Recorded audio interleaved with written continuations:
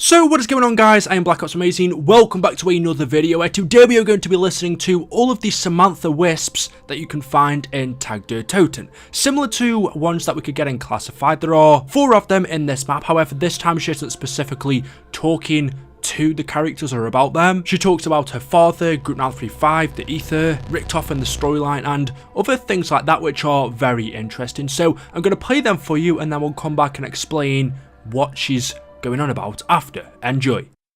My father was my whole world. Even when I was alone, trapped, corrupted by the ether, I thought only of him. Then Richtofen took him from me. I thought I would never get him back. I did not know yet my papa lived. He seized control of the ether. He pulled me from the moon to Agartha. But I saw the great evil in his eyes. The ether had corrupted him. I watched as the madness consumed him, and he destroyed the world. I did not know what to do.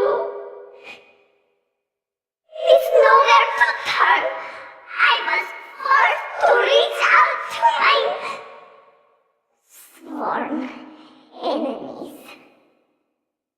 They were different versions, living in another time and place, another dimension. The 4 men who once tried to kill me became the 4 men who saved me. And my father. These 4. They exist across all of time and space. Different dimensions, different Earths, different wars. They are always there. No 4 are truly original. Buster Stellinger! They are all just different. They all exist in their own way.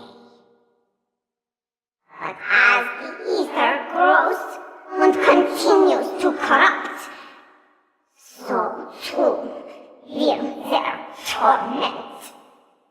The 4 are connected to the ether. Their souls are linked to it, interwoven and intertwined.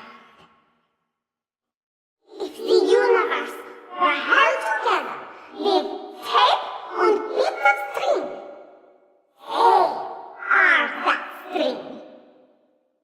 Pull the string, it all unravels. It falls apart. Richtofen did it. Then he forged the elemental shard. He bound their souls to the ether. All versions connected, linked eternally to the infinite. Now they are one. They give each other life.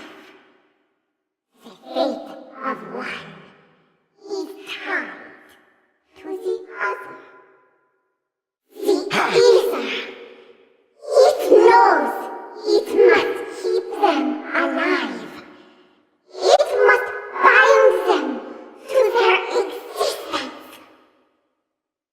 This corruption that has been spread through the universe, when it was unleashed upon the earth, it had no way of knowing. It would be bound to the 4. Nikolai and the others, if they succeed,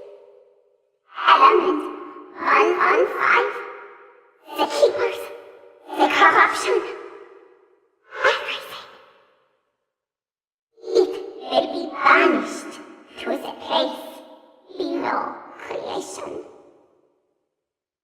The place of darkness. Alone is Dr. Monty. So Samantha starts off by talking about her father, Ludwig Max, as she mentions how in the beginning, a long time ago when she was trapped inside of the MPD pyramid, when she was corrupted by the Dark Ether, how she was alone. She only thought of him, and it was Richtofen who took him from her. She thought she'd never get him back. That was until Buried, where he seized control of the Ether and pulled Samantha from Moon to Argotha to join him. But we know when they were reunited, she could see the great evil in his eyes, that the Ether had corrupted him, and that was when she had no other choice but to reach out to her sworn enemies. She travelled to Dimension 63, Origins, where she asked different versions of Takeo, Nikolai and Dempsey, along with Richtofen, the Primus versions, to help her. These 4 men who once tried to kill her were now on a journey to help her. She says Richtofen, Takeo, Nikolai and Dempsey exist across all of space and time, in different dimensions, different Earths, different wars. They are always there.